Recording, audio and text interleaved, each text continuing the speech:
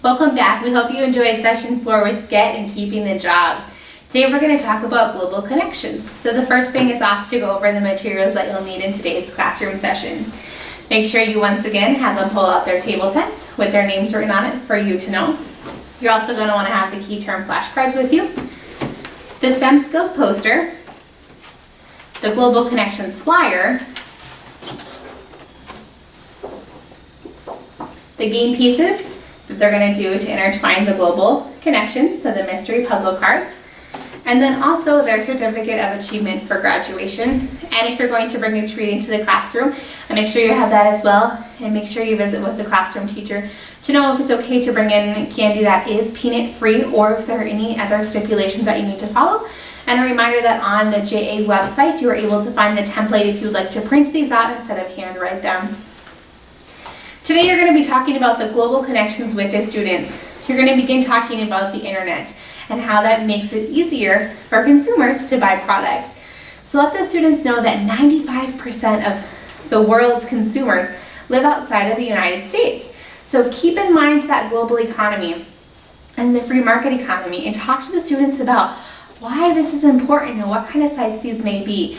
Most of them have probably bought something off of Amazon.com, or someone in their family has. So visit with them about what it means to have Amazon and what they would do if there wasn't Amazon, where they would shop at, and how that affects different local businesses as well.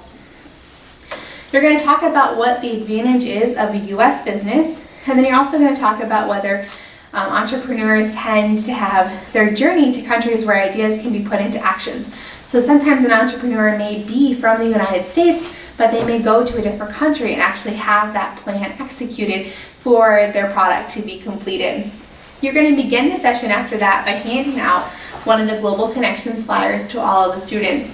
They're going to have a moment to really talk about what the key term flashcards are. So talk about trading with the students, talk about specialization and the opportunity cost. What does it mean to trade? Have them give examples of things that they can think about. They may say things of how they trade in school. Someone may have a purple pen and they have a green pen and they really want that purple pen. So they may have trading with their friend. They may talk about different situations where someone makes bread and they'll trade that for someone who has chickens and they have eggs, to be able to have those different goods and products. So make sure you go over the vocab with the students, give them an opportunity to see what those 3 words really mean before they jump into the first activity. This session is really going to focus on what those global connections mean and why they're so important. Have the students open up their flyers to the middle, and there's going to be a big map here. You're going to read some different sentences to them and have them find the country and draw it back to the United States. So the purpose of this activity is for them to see that even though we live in Sioux Falls, South Dakota, or in some part of South Dakota, they're going to be able to see that this all intertwines back to the United States. So they're going to see the bigger picture of just South Dakota, but they're going to have the opportunity to talk about Egypt and Germany and Brazil and Australia and China, but just to be able to see that everything does interconnect with one another. So you're going to read the different descriptors that are on page 38 of the guidebook, and the students are going to draw a line after you say you're going to eat raspberries that have been harvested in Chile. Have the students find Chile and then draw a line up into the United States. So once you're done with this, every country is going to have a line to the United States. Once you're finished with that, you're going to talk to the students about an opportunity cost and specialization. Make sure they understand what it means to be specialized. A really great example is going to talk about a different pizza place with them. They know that they're going to go to Pizza Hut, they're going to have pizza there. Pizza is their specialization. But if they went to Kentucky Fried Chicken, they're probably not going to have pizza there, they're going to have chicken there.